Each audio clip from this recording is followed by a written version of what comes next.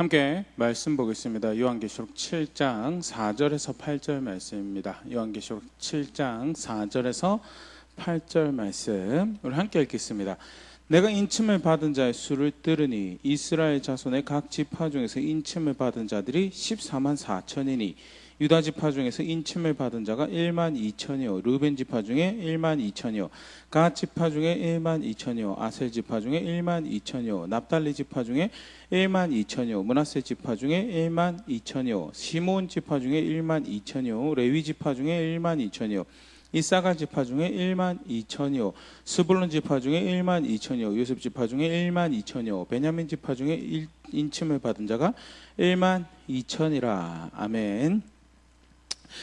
우리가 읽은 본문 말씀은요, 우리 계속 요한계시록 살펴보고 있는 것처럼 6장까지 해서 6째 인이 떼어지고 나서 온 땅이 흔들리고 하늘이 빛이 잃어버리는 해도 빛이 잃어버리고 달도 붉게 변하고 별이 떨어지고 하늘이 말려 올라가는 그런 극심한 환란 가운데, 온 땅이 요동치는 그 환란 가운데 누가 감히 그 진노하심 앞에, 그 심판 앞에 서겠는가?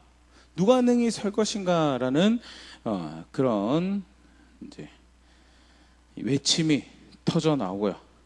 실제로 이제 일종의 질문이죠. 교회가, 성도가, 이 글을 바라보고 있는 교회가, 성도가 감히 그러면 이렇게 죄된 세상을 향해, 불의한 세상을 향해 하나님 진노하심, 큰 진노 가운데 교회는, 성도는, 하나님 백성은 어떻게 될 것인가 라고 할 때 인침을 받은, 하나님의 표식을 받은, 하나님의 소유로서 표식을 가지고 하나님의 것으로 정당성이라는 하나님의 의한, 하나님의 소유로서 정당성을 가진 표식을 가지고 더불어서 하나님의 보호를 의미하는 이 인에 의해서, 이 표시에서 보호받는다라는 인을 받은 하나님 백성이 소개가 된 것이 이제 7장 앞이죠. 그래서 고난과 환난 가운데 이러한 사람들이 있다, 그 진노 가운데, 그 심판 가운데 설 자들이 있더라라는 것이 이렇게 요한이 환상 중에 보게 되면서요. 이제 오늘 그 4절부터 그 인치를 받은 사람이 누군가라고 할 때 14만 4천인데, 4절, 오늘 그 4절 보면 이거죠. 이스라엘 자손의 각 지파 중에서, 그래서 그 구원받은, 쉽게 말해서 하나님 백성으로 여겨지는 사람이 이스라엘 각 지파 중에서 14만 4천이더라라는 이제 표현이 등장을 하고, 그리고 나서 그 14만 4천이 누구인가에 대해서 리스트가 쭉 나오게 된 게 오늘 본문인데요. 사실 굉장히 흥미로운 이제 메시지를 우리가 사실 또 보일 수 있습니다. 표면적으로만, 문자 그대로만 사실 이 말씀을 보면요, 유대인들 중에서 구원받은 자가 14만 4천인 것으로 이렇게 보기가 쉽죠. 그런데 이제 제가 동의하고 또 지지하는 학자들의 의견으로는요, 육체적 이스라엘을 의미하는 것이 아니라 영적인 이스라엘, 신구약 하나님 백성을 모두 포함한 신실한 하나님 백성들을 의미하는 것이다라고 하는 의견에 지지한, 이렇게 동의하는 부분인데요. 그렇게 오늘 말씀 한번 살펴보도록 하겠습니다. 언뜻 보면 12지파 이름이 그냥 명시되어 있는 것 같은데요. 사실 성경에 등장하는 이 12지파나 또 야곱의 아들, 이스라엘 지파들을 명시한 리스트 중에서 굉장히 독특한 그런 이제 명단이고 리스트고요. 독특한 점을 한 5개 정도 우리가 한번 찾아보면서 볼 텐데, 처음 이제 볼 수 있는 것이요, 가장 먼저 이스라엘 지파 중에 언급되는 것이 유다 지파다라는 거에 대해서. 구약 이제 창세기에도 등장을 하고요, 또 출애굽기, 민수기에도 등장을 하는 이 이스라엘 지파들의 명시 또는 이스라엘 아들들의 이름 리스트를 쭉 보면 일반적으로 사실은 르우벤, 특히 오경 안에서는 르우벤부터 시작하는 것이 대다수 리스트의 명단의 특징이죠. 성격이고요. 르우벤 장자니까요. 흔히 말하는 카운트할 때 첫 아들이고요. 민수기 2장에 등장한 리스트에서는 이제 진을 치고 행진할 때, 광야 행진할 때 그 진형의 그 리스트를 이야기를 할 때 이제 보면 유다부터 이제 등장을 하게 되는데 그것은 동쪽에 진을 치고 선두로 서는 이제 그룹부터 이제 계수를 하는 모습이라 볼 수 있고, 뭐 영적인 의미로는 이제 르우벤이 범죄함으로 장자의 역할을 하지 못하고 결국 이제 왕권을 나중에 가서 왕권을 가지게 돼서 일종의 장자 형태의 위치를 취하게 되는 유다가 선두가 되는 그런 모습으로 해석을 할 수 있지만, 일반적으로는 오경안의 리스트는 르우벤이 가장 먼저 등장하는 것이 큰 특징인데요. 오늘 본문의 리스트에는 유다가 먼저 거론이 되어 있고요. 그런 측면에서 성경에 등장하고 다른 리스트들하고 좀 이제 다른 모습을 볼 수 있죠. 컨스타블에 하면 성경에 이제 유다 지파의 이름이 이런 식으로 계수가 되고 리스트가 되는 것이 한 19군데가 되는데 그 어떤 것과 동일하지 않다라고 그렇게 이야기를 하고 있는데요. 민수기에 이제 진영의 유다 지파가 가장 먼저 거론된 것 외에도 역대상 2장에 등장하는 리스트, 2장 1절, 2절에 등장하는 야곱의 아들을 명시할 때는 르우벤이 또 먼저 나옵니다. 하지만 이제 그 각 족보를 따져볼 때 가장 먼저 이야기 등장하는 것이 유다가 등장하는 거고요. 그것은 이제 역대기가 가지는 기능의 문서의 성격을 염두에 두면 어떻게 보면 당연한 이제 다윗의 왕권을 세우시는 하나님이 다윗에게 약속한 영원한 나라를 기대하고 그의 후손 메시아를 기대하는 그런 측면에서 이제 방향을 잡고 있어요. 그래서 역대기는 포커스가 이제 남유다 다윗의 왕권의 포커스가 훨씬 더 많이 맞춰졌고, 그런 측면에서 유다 지파의 아들이 먼저 명시되어 있는 것을 보일 수 있고, 역대상 2장 3절 유다의 아들은 이라면서요, 유다의 가족에 대한 족보가 먼저 등장을 하는 것이 이제 그 특징인데요. 요한계시록은 그러면 왜 유다가 먼저 언급이 되었는가라고 할 때, 이후의 역사의 주인공이 어디서 나왔는가? 유다 지파에서 나왔죠. 요한계시록 5장 5절에도 그렇게 표현되고 있는데요. 장로 중에 한 사람이 내게 말하되 울지 말라. 유다 지파의 사자 다윗의 뿌리가 이겼으니 그 두루마리와 그 7인을 떼시리라 하더라 하면서, 일찍 죽임당한 어린 양 메시아 7인을 떼시기에 합당한 그 한 영원한 나라를 펼쳐가시 하나님의 뜻을 이루기 합당한 메시아, 그 예수님이 유다 지파 출신이고요. 그래서 유다가 가장 먼저 명시되어 있는 것으로 그렇게 이해를 하죠. 왜 계시록에 이렇게 이 리스트에 유다가 먼저 되었는가라고 할 때, 그러니까 쉽게 말해서 단순히 이 리스트가 육신의 이스라엘 유대 사람들을 이야기하기 위해서 보여주는 그들의 숫자가 14만 4천이다라는 것을 보여주기 위해서 만든 리스트가 아니라는 부분에 대해서 이렇게 보여주는 이 중 하나 힌트가 되고, 두 번째 또 좀 여기 나온 리스트 명단이 좀 독특한 형태가요. 6절에 보면 6절 아셀 지파, 납달리 지파 이야기가 나오고, 그 다음에 므낫세 지파가 등장을 합니다.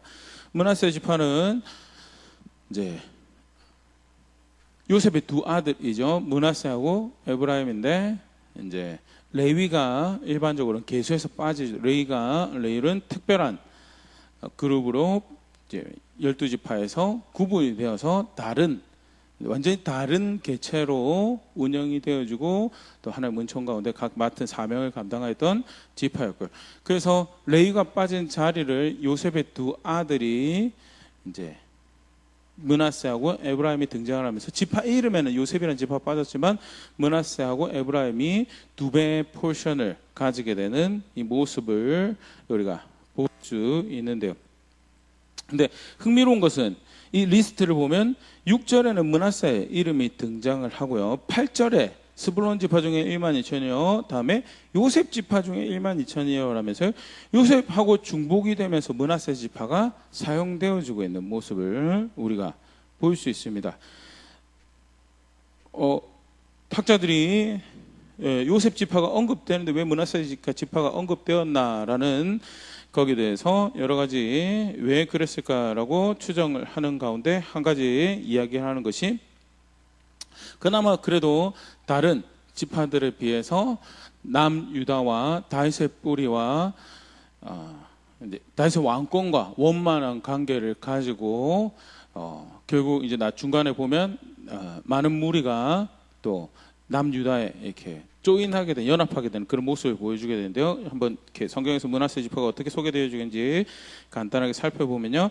역대상 12장 20절에 다윗이 시글락으로 갈 때 므낫세 지파에서 그에게로 돌아온 자는 아드나와 요사박과 여디아엘과 미가엘과 요사박과 엘리후와 실르데인이 다 므낫세의 천부장이라 하면서 다윗이 사울에게 쫓겨서 블레셋 시글락 지역으로 도망가 있을 때, 그때 다윗에게 연합한 자들이 므낫세 지파의 천부장들이 이렇게 연합을 한 거예요. 그래서 사실 이게 단순히 개개인의 이름일 수도 있고요, 단지 개개인과 그들이 함께 있는 가족의 명단일 수도 있고, 천부장이라는 것은 사실은 1000명의 군대를 거느릴 수 있는 장군급 이제 지위이기 때문에 그를 따르는 그 무리들을 또 생각해 볼 수 있는 그런 명단. 분명한 것은 므낫세 지파 중에서 다윗이 시글락으로 갈 때 이미 하나님이 다윗과 함께 하고 있고, 다윗이 하나님을 도주해서 블레셋 땅에 가 있는 상황이지만 하나님 앞에 신실하고 하나님 그와 함께 하고 있음에 대해서, 그래서 우리가 그와 함께 하겠다라고 선택했던 사람들이 므낫세 지파에서 있었다라는 것이 역대상 12장 20절 기록이고요. 그만큼 사실 하나님 앞에서 무엇이 바른 것인지 신실한 것인지 고민하는 무리들이 있었던 지파가 므낫세 지파였다. 그 다음에 아직 예루살렘에 올라와서 왕을 하기 전에 헤브론에서 남유다의 왕을 하게 되죠. 그게 역대상 12장 31절에 보면 이런 기록이 있습니다. 므낫세 반지파 중에 이름이 기록된 자로서 와서 다윗을 세워 왕으로 삼으려 한 자가 18,000명이요. 그 므낫세 반지파, 그러니까 요단 서편에 있는, 요단 동편에도 므낫세 땅에 있었고 요단 서편도 땅에 있었는데, 요단 서편에 있던 사람들 중에서 18,000명 정도가 다른 지파들이 다윗을 왕을 삼기 전에 일찍이 먼저 내려와서 다윗을 왕을 삼고 거기 연합하였더라라는 것이 앞에서 우리가 봤던 것처럼요, 어떻게 해서든 하나님 앞에 신실하려고 하는 그런 자세. 물론 여기 보면 이제 성경 앞뒤로 살펴보면 므낫세 말고 다른 지파들도 있죠. 다른 지파들도 있는데 대표적으로 므낫세가 이렇게 다윗과 연합하기 위해서 움직였던 것을 성경이 기록을 하고 있고요. 또 보면 역대하 15장 9절 이제 아사왕 시절인데요. 또 유다와 베냐민 무리를 모으고 에브라임과 므낫세와 시므온 가운데서 나와 저희 중에 머물러 사는 자들을 모았으니 이는 이스라엘 사람들이 아사의 하나님 여호와께서 그와 함께 하심을 보고 아사에게로 돌아온 자가 많았음이더라.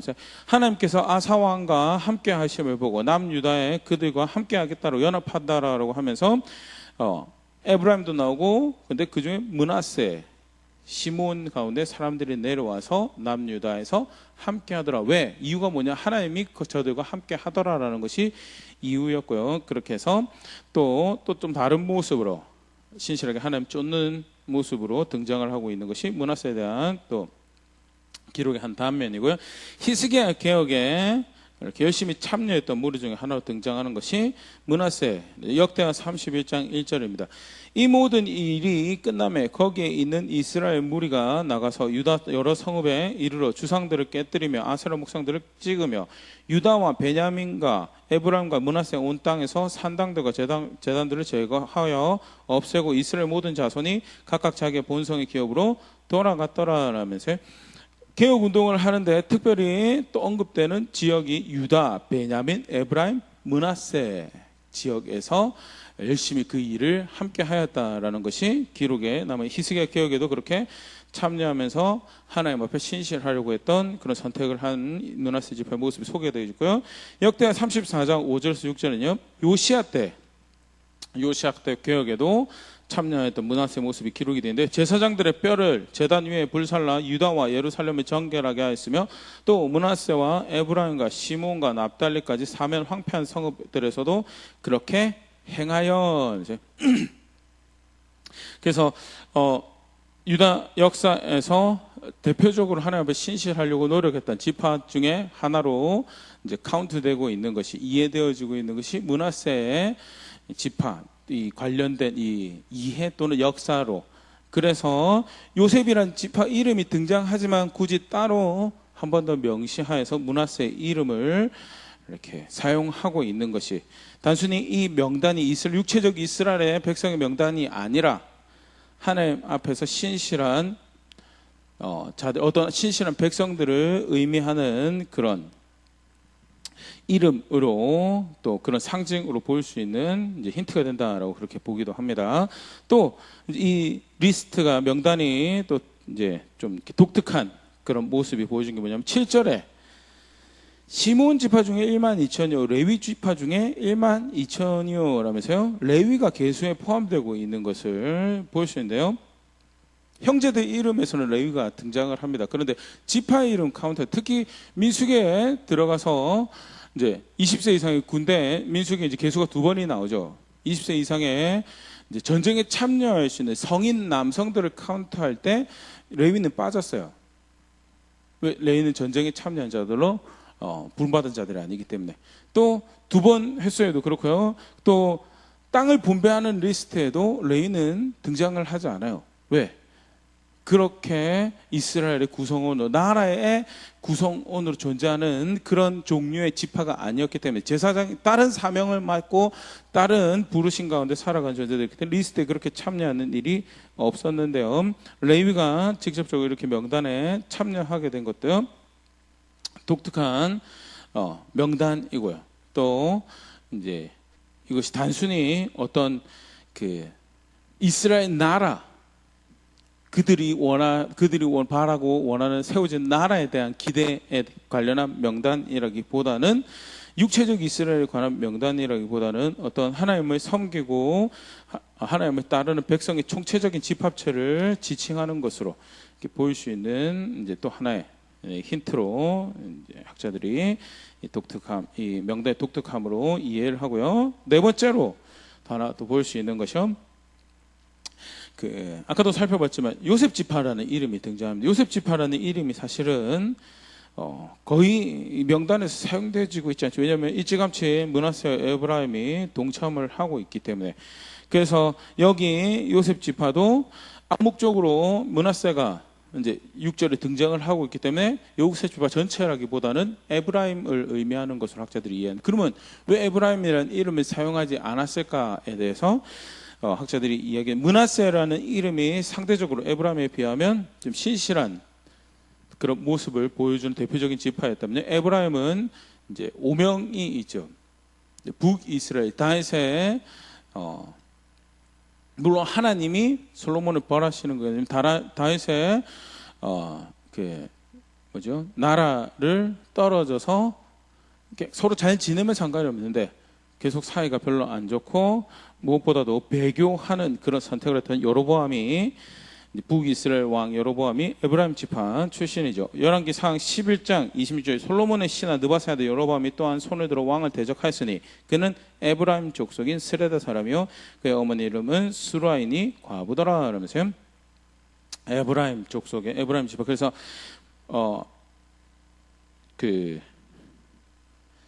대표적으로 북이스라엘을 이제 병들게 한 그 왕가의 이름이 에브라임이었고요.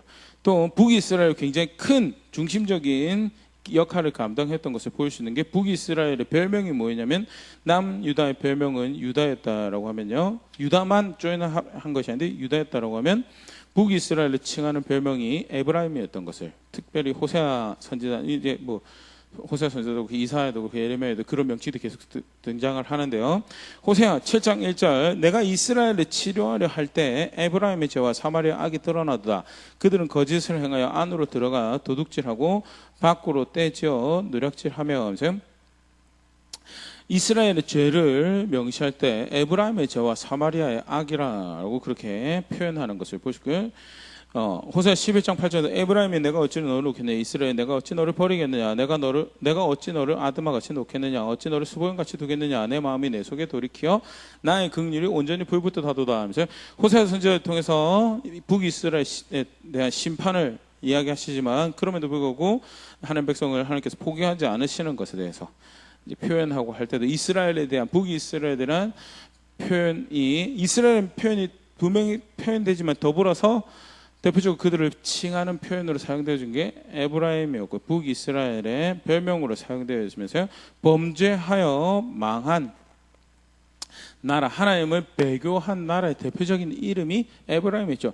사실 아까 므낫세가 자랄 때도 보면 그 앞뒤로 등장하는 이름 중에 에브라임이 등장을 하고 있습니다. 그럼에도 불구하고 북이스라엘 오명이 너무 큰 이름이죠. 사마리아라는 배교한, 그래서 멸망당한 하나님 앞에 신실하지 않는 백성을 칭하는 또 다른 이름이 뭐냐, 에브라임이었다. 그래서 명단에 에브라임 이런 이름을 인을 받는, 하나님 그 고난 가운데 하나님 소유로 여겨지는 그런 이름의, 그 배교의 이름을 일부러 사용하지 않았다라고 이제 학자, 그러면서 요셉 지파라는 이름으로 두루뭉실하게 표현을 하고 있는 것을 여기고요.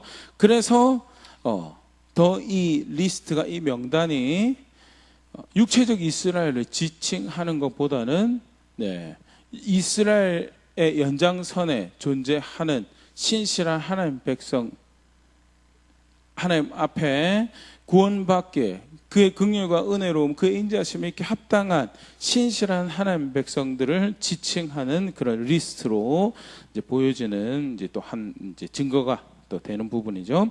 또 마지막으로 이제 또 독특한 부분 5개 오늘 살펴보려고 그러는데요. 쭉 보면 사실 빠진 이 유다의 아들 이름 중에서 빠진 이름이 하나가 있습니다. 그게 뭐냐면 단이, 죄송합니다, 야곱의 아들이죠. 야곱의 아들의 이름 중에 하나 빠진 이름이 단이 빠졌는데, 단이 왜 빠졌는가? 왜 빠졌을까에 대해 사실은 실제적인 답이 없습니다. 현실적인 답이 없는데, 이제 이렇게 아까 에브라임의 이름이 배교의 상징이라서, 배신의 상징이라서, 신실하지 못한 이스라엘 백성의 상징적인 이름이라서 은근슬쩍 이렇게 요셉이란 이름으로 대신해서 지칭되는 것처럼 단도 그런 경우에서 빠진 것이 아닌가라고 추정하는 것이 학자의 대표적인 의견인데요. 배교의 중심지였죠. 사사기 18장에 보면요, 우상을 새겨서, 표현이 그렇습니다. 우상을 만들어서 사사기 18장 32절, 하나님의 집이 실로에 있을 동안에 미가가 만든 바 새긴 신상이 단 자손에게 있었더라면서요. 우상을 만들어 섬기는 것이 사사 시대부터 있었던 것이 이제 표현이 되는 것이 이제 단의 역사고요. 특별히 하나님의 집이 실로에 있을 동안이라는 것은, 실로에 성막이 있을 동안이라는 것은 우리가 아는 경우만 생각을 하더라도 엘리 제사장 시절 더불어서 상당히 긴 시간이 사실 거기에 있었는데, 그 동안에 우상이 단 자손에게 있었던 것을 볼 수가 있어요. 또 여로보암이 금송아지를 만들어서 둔 두 장소가 열왕기상 12장 29절 보면, 하나는 베델에 두고 하나는 단에 둔지라. 그래서 모든 단 지파, 단 족속이 하나님 배신하고 우상 숭배하고 그랬다고 생각지는 않습니다. 그러나 전반적인 그들의 이 지명이 사용되어지고 그들의 이 살아가는 이 마을이 사용되어지는 것이 우상 숭배하는 것, 배교의 이렇게 중심지로 이렇게 사용되었던 것이 성경에 나오는 단의 정황이고요. 그런 측면에서 신실한 이름이 아닌 이스라엘 백성이기 때문에 이 명단에서 빠진 것이 아닌가 학자들이 그렇게 추정을 하고요. 또 하나 더 이제 이 단이 빠진 이유에서 추정한, 개인적으로 동의는 하지 않지만 이런 의견이 있음에 대해서 이제 알고는 계시면 좋을 것 같고요. 성경 전체에서 사실 이거 지지한다라고 보기엔 좀 어려운데요. 창세기 49장 보면 야곱이 단에 대해서 이야기했다, 이런 이야기를 합니다. 49장 17절에 단은 길섭의 뱀이요 새끼의 독사로다, 말굽을 물어서 그 탄자를 뒤로 떨어지게 하리로다 하면서, 길의 뱀, 길가의 뱀이고 독사라서 이 길을 다니는 자들의 그 말굽을, 이제 말의 발이죠, 말의 발을 물어서 그 길을 잘 왕래하는 것을 어렵게 만든다라고 하는 그런 부분에서 그 창세기 3장에 보면 여자의 후손을 대적하는 존재, 여자의 후손의 발을 상하게 하는 무는 존재로 뱀과 이 그림이 연상이 되면서 유다 지파에서 예수님이 오셨죠. 유다 지파를 통해서 예수님이 오셨다면 뱀이라고 지칭된 이 단을 통해서 적그리스도가 오는 것이 아니겠는가라는 그런 의견이 있습니다. 이제 창세기 49장 17절을 근거로 해서요. 그런데 사실 적그리스도가 그 단을 통해서 온다라는 구절은 성경에 한 군데도 없죠. 이 단이 길섭의 뱀이라는 이 구절 말고는 단이 이제 그 옛뱀과 연관되어지는 그런 이제 설명이 등장하는 것이 없고요. 상대 그에 비하면 유다 지파를 통해서 메시아가 올 것은 계속해서 반복적으로 쭉 이야기가 되고 있는 부분이에요. 그래서 적그리스도가 단을 통해서 올 거다라는 의견은 이제 성경 지지를 못 받는 걸로. 하지만 이제 왕왕 뭐 그럴싸한 이야기거리죠. 이제 전설이나 신비적인 이야기들을 좋아하시는 분들은 그렇게 자기의 구미를 맞추기 위해서 만들어내는 동의할 수 없는 그런 해석들이 있는데요. 그것 때문에 단이 빠졌다고 보기는 힘들고요. 아까 에브라임의 경우처럼 그 지파의 명성에 금송아지가 있었는데 옛적에 사사시대에 우상 숭배가 우상을 두고 우상을 섬겼던 지역인데 그런 이름이 하나님 앞에 신실한 백성에 비하면 거리가 멀어서 이 경우에 명단이 빼졌고요. 실제로 그러면 회복된 하나님 나라의 단은 없는가? 학자들이 그렇게 보지는 않습니다. 에스겔 8장의 경우도요. 에스겔 선지자를 통해서 회복된 하나님 나라에 대한 이 환상을 이렇게 설명하고 기록하고 있는데 거기 보면 단의 기업이 분명히 있습니다. 에스겔 48장 1절 보면요. 모든 지파의 이름은 이와 같으리라. 이제 환상 가운데 회복된 하나님 나라의 모습이죠. 북쪽 끝에서 헤들론 길을 거쳐 하맛 어기를 지나서 다메섹 경계선에 있는 하살 에논까지 곧 북쪽의 하맛 경계선에 미치는 땅 동쪽에서 서쪽까지는 단의 몫이요. 분명하게 에스겔 선지자가 본 환상 중에서 회복된 하나님 나라에는 단의 기업이 있어요. 그래서 요한계시록의 이 명단에서 이스라엘 지파의 이름을 이야기하면서 하나님 백성, 인받은 하나님 백성에 대해서 이야기를 할 때 단의 이름이 빠진 것은 적그리스도가 올 거라서 빠진 것도 아니고요. 하나님의 인을 받는다라고 하는데 하나님의 인을 받는다라고 하면 신실한 믿음을 고백하는 자, 하나님 앞에서 하나님 백성이라고 인정되어지는 하나님의 백성들이어야 되는데 그 이름 자체가 에브라임 또는 여러 번 배출했던 에브라임처럼 이 단의 이름이 신실한 것과는 이제 오명이 있는 거, 역사적 오명이 있어서 그런 차원에서 빠졌고 그렇기 때문에 더더욱 이 요한계시록 7장 5절에서 8절의 명단은 육체적 이스라엘 그러니까 그 돌아올 하나님께로 돌아올 육체적 이스라엘의 명단이라기보다는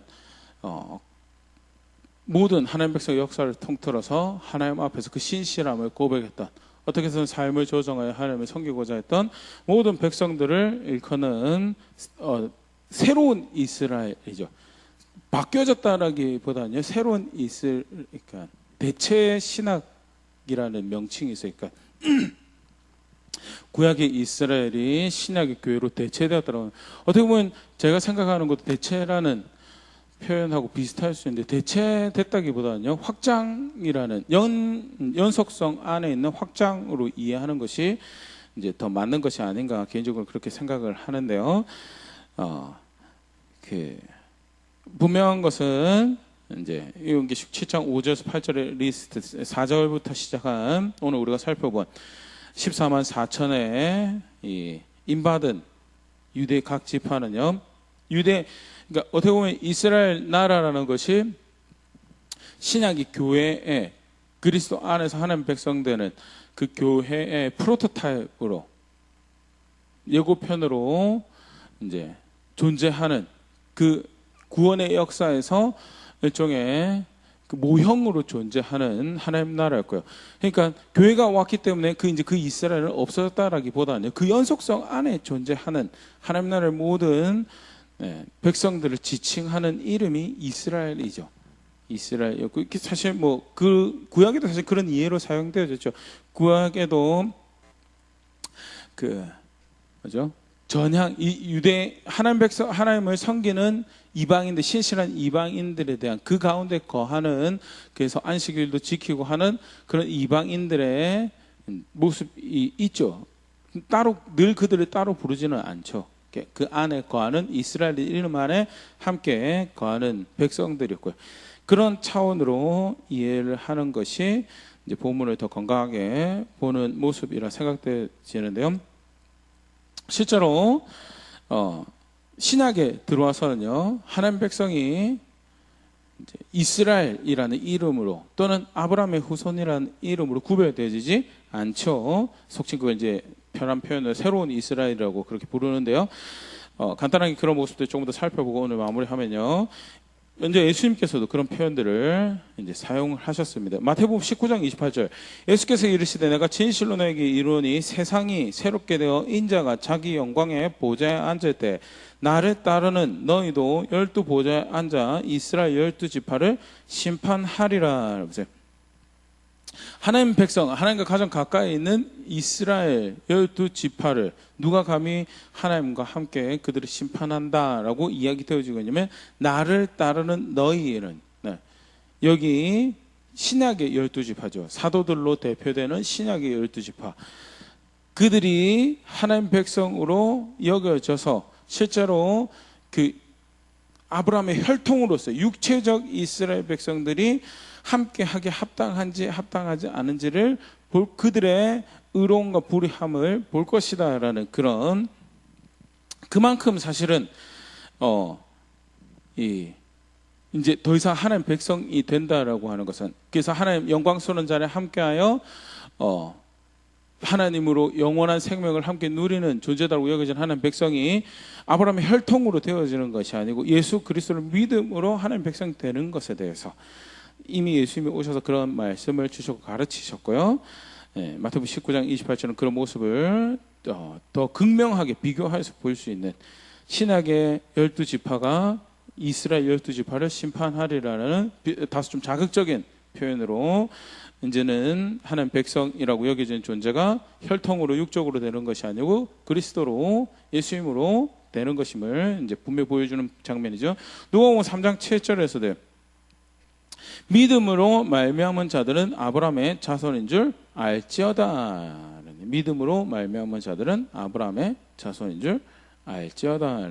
이게 이제 로마서 가면 바울의 설명에서 더 분명하게 이게 등장을 하는데요. 예수님도 믿음으로 말미암 아브라함은 육신의 후손의 조상일 뿐만 아니라 사실은 아브라함의 후손이다라는 것은 믿는 아브라함과 동일한 믿음을 공유하는 모든 존재가 사실 아브라함의 후손이 되는 것이고, 그렇다면 그 전에 이해하고 있어 육신으로서의 할례와 안식일로 구별되지는 하나님 백성이 아니라 이제 그리스도로 구별되지는 하나님 백성이 생겨지는 것에 대해서 이제 가르치는 말씀이고요. 로마서 4장 12절에 보면 이제 바울이 그런 비슷한 표현을 이제 구체적으로 이야기합니다. 또한 할례자의 조상이 되었나니 곧 할례 받은 자들에게뿐만 아니라 우리 조상 아브라함이 무할례시 가졌던 믿음의 자체를 따른 자들에게도 그러하니라 하면서요. 무할례자의 조상으로서 아브라함을 소개하는, 그러나 믿음을 가진 모든 자들이 이 무슨 배경에서 그 이야기를 하냐면 창세기 15장에 보면 아브라함이 믿음으로 의롭게 여겨지는 그런 말씀이 등장을 합니다. 그런데 창세기 15장에는 아직 아브라함에게 할례라는 규례를 가르치시기 전에, 쉽게 말해서 무할례의 상태에도 불구하고 믿음으로 하나님 백성이라 여겨지고 후손들에 대한 약속을 가지게, 나라에 대한 약속을 가지게 되었던 그 모습이죠. 그래서 무할례자, 믿음을 가진 모든 무할례자에 대해서도 아브라함이 조상이 될 수 있는 부분에서 성경을 근거해서 그렇게 설명하면서 더 이상 할례로 하나님 백성이 되고 할례로 하나님 백성이 되지, 할례로 하나님 백성이 되고 할례 받지 못했기 때문에 하나님 백성이 되지 안 되고, 그게 아니라 믿음으로 하나님 백성이 되는 거예요. 그게 사도에 의해서 예수님의 사도에 의해서 가르쳐졌던 새로운 하나님의 백성 이스라엘의 이제 모습이죠. 갈라디아서 3장 17절은 다도직입적으로 얘기합니다. 그런즉 믿음으로 말미암은 자들은 아브라함의 죄송합니다. 제가 인용을 잘못했네요. 갈라디아서 앞에 게 틀렸네요. 갈라디아서 3장 7절에 믿음으로 말미암은 자들은 아브라함의 자손인 줄 알지어다. 그래서 믿음으로 말미암은 자들은 아브라함의 자손인 줄 알지어다. 그 다음에 세 번째로 또 우리 볼 수 있는 게 역시 이제 로마서에 나오는 바울의 표현인데요. 로마서 9장 24절에서 26절 보면 이제 예수 믿지 않은 유대인 본백성들에 대한 설명이 쭉 나옵니다. 그러면서 하는 이야기가 토기장이가 굉장히 큰 설명이죠. 토기장이가 자기가 폐하거나 사용하거나 권리를 가지지 못하느냐라고 이야기하면서 그 앞에 선택했던 그릇들에서 폐해버리고 새 그릇을 선택한 거에 대해서 그게 이제 구체적으로 설명이 이제 24절부터 등장하는데 이 그릇은 우리니 곧 유대인 중에서뿐 아니라 이방인 중에서도 부르신 자니라 하면서요. 이 그릇은 혈통으로 아브라함의 후손이고 혈통으로 유대인인 사람만 하나님의 영광을 나타내기에 합당한 그릇으로 여겨지는 하나님 백성을 지칭하는 거죠. 유대인 중뿐만 아니라 이방인 중 그래서 혈통의 경계가 아니다는 그러면서 25절에 호세아가 그래도 이르길래 내가 내 백성이 아닌 자를 내 백성이라 사랑하지 아니한 자를 사랑한 자라 부르리라 너희는 내 백성이 아니란 그곳에서 그들이 살아계신 하나님의 아들이라 일컬음을 받으리라 함과 같으니라 라면서요. 더 이상 혈통으로 이스라엘 백성 되는 게 아니고 더 이상 할례로 이스라엘 백성 되는 것도 아니고 핏줄로 육체적인 경계로 하나님의 백성이 나한다 구분하는 것이 아니라 믿음으로 나아가서 좀 다른 표현으로는요 하나님 의에 복종하느냐 하지 않느냐 가지고 하나님 백성 되고 안 되고에 대해서 새로운 그릇을 하나님께서 이제 선택하셨다라는 것을 이야기. 로마서 10장 12절 유대인이나 헬라인이나 차별이 없음이라 한 분이신 주께서 모든 사람의 주가 돼서 그를 부르신 모든 사람에게 부요하시도다. 그래서 유대인 헬라인 종족으로서의 구분이 없어지고 새로운 하나님 백성 공동체가 만들어지는 거에 대해 로마서 2장 28절 29절에서는요 표면적 이스라엘 옛날에 이야기하는 할례나 또는 혈통으로서 이스라엘 백성이 진짜 이스라엘 백성이 아니다라는 것을 이렇게 표현하고 있죠.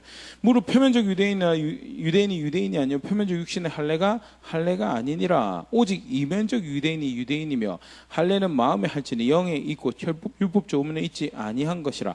그 칭찬이 사람에게서가 아니요 다만 하나님에게서니라. 하면서 그전에는 표면적 유대인이 유대인이죠. 그 표면적 이스라엘 사람이 이스라엘 사람인데 지금은 그 이스라엘 사람이 있어야 될 자리 이면적으로 삶에서 자세에서 표면적으로는 이스라엘 백성이 아니더라도 하나님을 존중하고 하나님의 말씀을 순종하는 것으로 하나님을 사랑하는 것을 고백하는 그런 삶을 걸어가는 마음의 할례를 가한 그가 실제 이스라엘 백성이고 유대인이고 그게 하나님 백성이다라는 것을 이야기하면서 신약의 이스라엘 새로운 이스라엘 그래서 이제 그런 측면에서도 성경 오늘 본문에 신약 성경에 사도가 하나님의 인받는 신실한 백성들의 명단을 할 때 이스라엘 자손의 명단이라고 기록을 한 것이 과연 어떤 이스라엘을 의미하는 건가라고 할 때 육체적 이스라엘보다는 이면적 이스라엘, 영적인 이스라엘을 의미하는 것이다.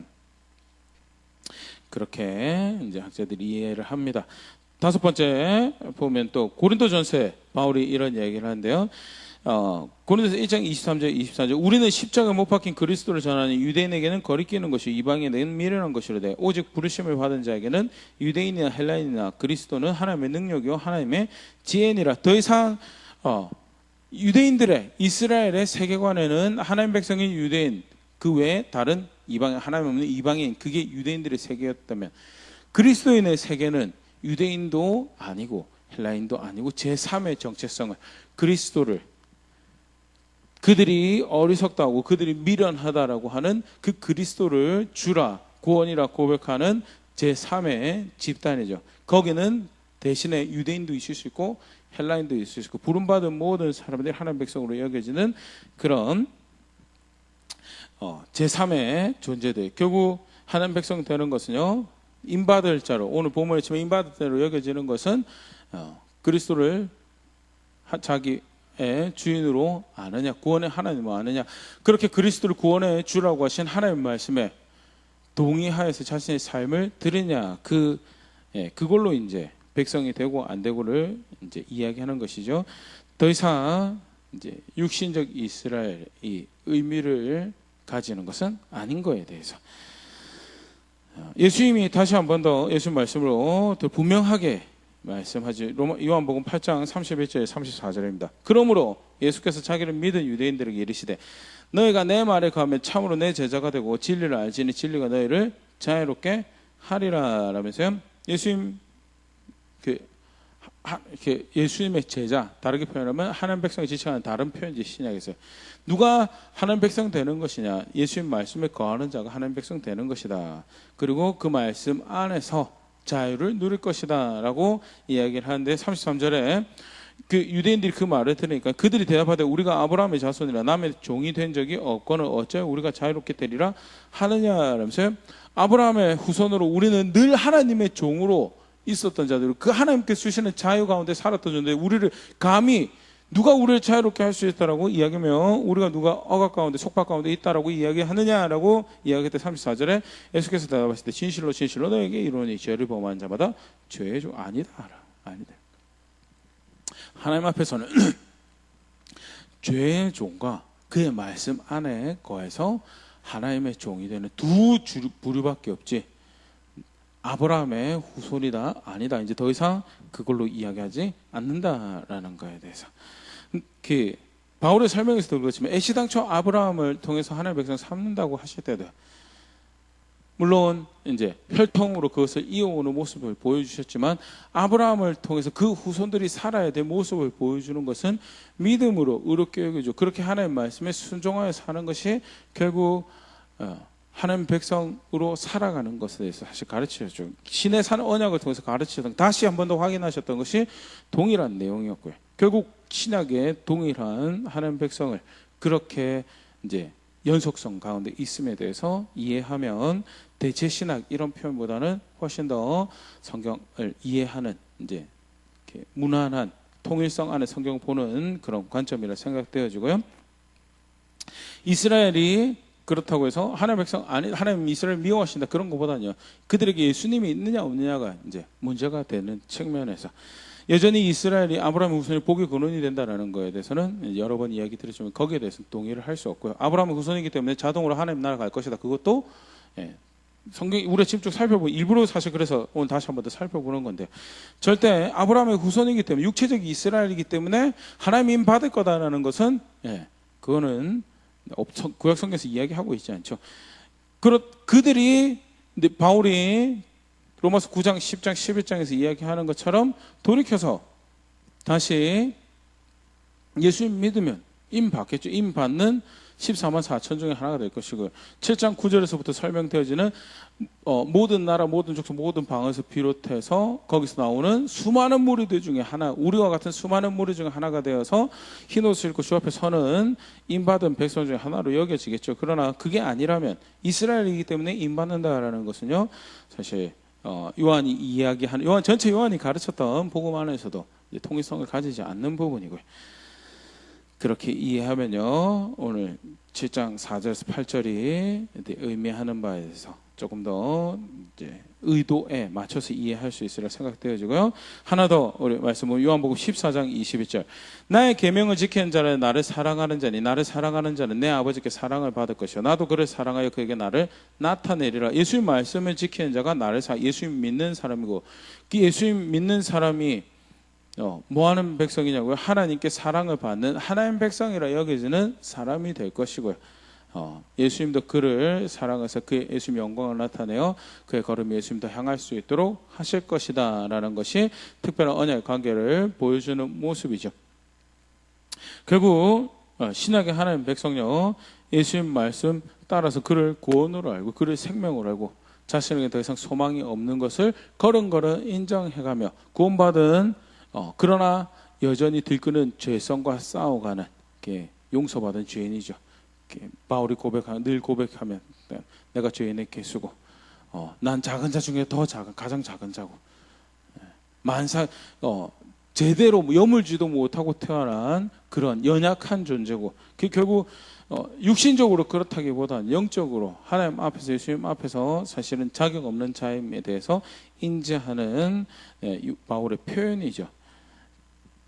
그만큼 하나님 은혜가 필요하고 그만큼 예수님이 필요한 그런 존재임을 고백해가며 그렇게 예수님 말씀 안에 살아가는 그가 신약의 이스라엘, 신약의 하나님 백성이고 새로운 이스라엘 백성인 것에 대해서 그렇게 다시 정리해 두시면 좋을 것 같고요. 말씀 이렇게 다시 살펴보면서 굉장히 흥미로운 리스트죠. 역사의 주인공이 되신 유다 지파를 먼저 소개하면서 신실한 하나님 백성들을 쭉 다시 리스트하면서 그러면 왜 이제 사실 이제 다음에 살펴볼 내용인데 9절에는 그 흰옷 입은 무리가 수많은 무리라고 했고 7장 5절에서 8절은 14만 4천이라는 제한된 숫자로 설명했는데 어떻게 이게 같은 하나님 백성을 의미하는 것이 될 수 있겠는가라는 부분에서요 학자들이 그렇게 설명을 합니다. 14만 4천이라는 것은 완성된 숫자죠. 그러니까 일자리까지 퍼펙트하게 딱 맞아 떨어진 숫자를 의미하고요. 수많은 무리다라고 하면 헤아릴 수 없는, 도무지 헤아릴 수 없는, 많다라는 것도 되지만 그 숫자는 확인이 안 돼요. 일자리 숫자까지 확인이 안 되는 그런 모습에서 7장 5절에서 8절은 완전한 구원받은 무리들이 그렇게 완성된 숫자로 온전하게 완전하게 하나님이 그들을 하나하나 헤아려서 그들에게 인을 허락할 것을 강조하고 있는 장면을 보여주는 것. 그렇게 그들이 과거 이스라엘 백성처럼 하나님이 출애굽기 19장 표현 독수리가 날개로 그 새끼를 업어서 인도해 가는 것처럼 하나도 빠짐없이 하나님이 인을, 그래서 넌 내 거다라고, 그리고 내가 내 이름으로 너희를 보호할 것이다 라는 것이 확인이 되는 완전한 숫자를 보여주는, 거기에 강조를 두는 표현이라면 9절부터의 각 나라 족속 방언에서 나오는 허다한 무리들은 그리스도의 복음이 나라의 경계를 뛰고 민족의 경계, 문화의 경계를 뛰고 언어의 문화를, 종족의 경계를 뛰어넘어서 만방에 펼쳐지고 그들을 구원하시기에 부족함이 없는 충분한 하나님의 구원이, 하나님의 자비하시며 은혜로우시며 그들에게 그렇게 구원이 미쳐서 그 영광을 노래하게 되고 그 가운데 마주하고 있는 고난에도 하나님 진노 가운데도 즐거워하고 기뻐하고 그렇게 승리를 노래하는 백성들이 있을 것에 대해서 이야기하는 것, 초점이 조금 다른 부분에서 그렇게 설명을 하는데요. 그렇게 이해하면 오늘 보면 14만 4천의 숫자에 대해서도 문제가 없으리라 생각되죠.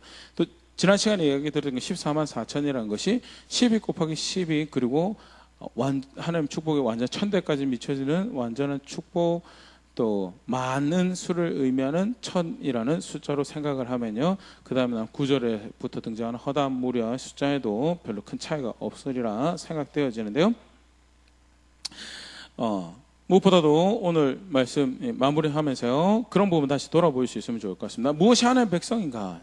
인침받은 백성으로서 여겨지는 특별 명단을 우리가 간단하게 살펴보면서 봤는데요. 므낫세, 신실한 지파다. 다윗과 그 사울에 의해서 쫓겨가는 다윗에게 연합하려면, 그것도 패잔병처럼 남의 나라, 우리 땅이 아니고 남의 나라까지 도망가는 그 다윗을 쫓아가서 연합할 정도면 무엇이 그들이 기대하는 바였고 무엇이 그들이 생각하는 바였을까에 대해서, 그렇게 하나님 앞에 신실한 집 사람이 사실 임받는, 내 거다라고 이름되어지는 신앙의 모습인 거예요. 반대로 빠진 이름 단, 또 빠진 이름 에브라임 같은 경우에 무엇이 신실하지 못한 모습인가? 우리 계속 사실은 주일날 통해서 여로보암의 모습을 살펴봤죠. 욕심 쫓아서 내가 원하는 하나님 만들어내고, 내가 원하는 신앙생활 만들어내고, 욕심 쫓아서 계명 없고 말씀 없고 법도 없는 하나님 섬기는 것처럼 가면 결국 내 욕심 채우기 위한 신앙생활 만들어내게 되면 임받는 리스트에서 명단에 올라오지 못할 존재로 여겨지는, 신실하지 않은 백성이고 결국 그건 예수 믿는 게 아니죠. 하나님 백성으로 하나님을 신뢰한 자리에 있는 게 아닌 거에 대해서 노골적으로 사실은 이제 보여주고 있는 리스트가 오늘 명단이 아닐까 생각되는데요. 나는 어떤 자리에 있는가? 나는 무슨 믿음을 가지고 무슨 신앙을 가지고 있는가? 오늘 말씀과 다시 한번 돌아볼 수 있으면 좋을 것 같고요. 우리 이제 후반부에 살펴봤죠. 신약의 하나님 백성은 어떻게 해서든 계명 지키는 게 예수님 사랑하고 예수님 말씀에 거하려고 하는 게 그게 진짜 예수님 사랑하는 것이고 어떻게 해서든 그 마음에 할례를 해가요. 버려야 될 것들을 욕심, 정욕, 내가 이루기 원하는 내 감정의 내 기분의 만족들, 내 인생의 목표들보다 하나님의 목적이 무엇이냐, 하나님 뜻이 무엇인지, 하나님 이루시기 원하는 구체적인 그 규례와 그 거룩함과 그 화평함이 무엇인지에 대해서 고민하며 걸어가면 하나님 백성처럼 그 자비로우신 하나님의 백성처럼 걸음걸음 살아가는 것이 그게 하나님 백성인데 도대체 나는 무슨 신앙을 어떤 하나님을 어떻게 믿고 있는가 오늘 말씀 가지고 다시 한번 돌아볼 수 있으면 좋을 것 같고요. 정의하신 대로 그렇게 믿으며 정의하신 대로 하나님 사랑하고 우리가 주의 교회입니다. 주의 성도입니다라고 걸음걸음 이렇게 주를 향할 수 있는 그런 제가 될 수 있으면 좋고요. 그렇게 함께 빚어져가는 교회 우리 될 수 있으면 좋을 것 같습니다.